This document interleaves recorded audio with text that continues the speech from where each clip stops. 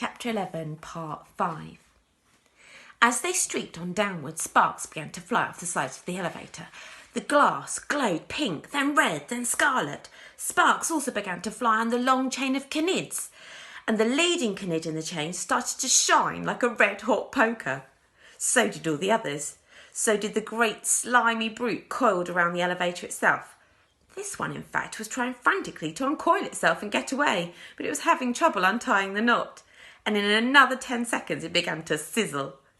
Inside the elevator they could actually hear it sizzling. It made a noise like bacon frying. And exactly the same sort of thing was happening to the other 1,000 Knids in the chain. The tremendous heat was simply sizzling them up. They were red hot, every one of them. Then suddenly they became white hot and gave out a dazzling white light. "They're shooting, Knids!" cried Charlie. "What a splendid sight," said Mr. Wonka. "It's better than fireworks." In a few seconds more, the Knids were blown away in a cloud of ashes, and it was all over. "We've done it," cried Mr. Wonka. "They've been roasted to a crisp. They've been frizzled to a fritter. We're saved."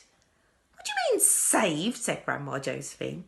"We'll all be frizzled ourselves if this goes on any longer. We'll be barbecued like beefsteaks.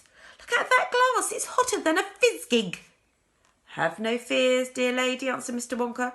"My elevator is air-conditioned, ventilated, aerated and automated in every possible way. We're going to be all right now." "I haven't the faintest idea what's been going on," said Mrs. Bucket, making one of her rare speeches. "But whatever it is, I don't like it."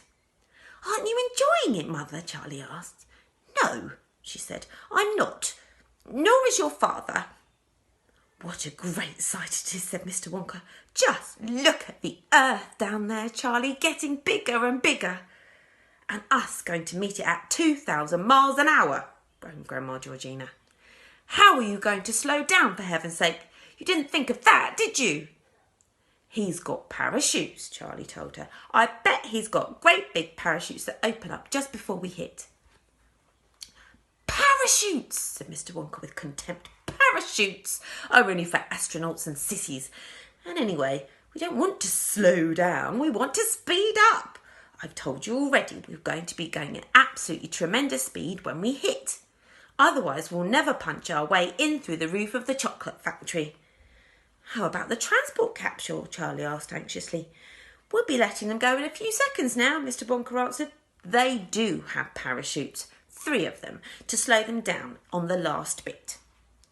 "How do you know we won't land in the Pacific Ocean?" Grandma Josephine said.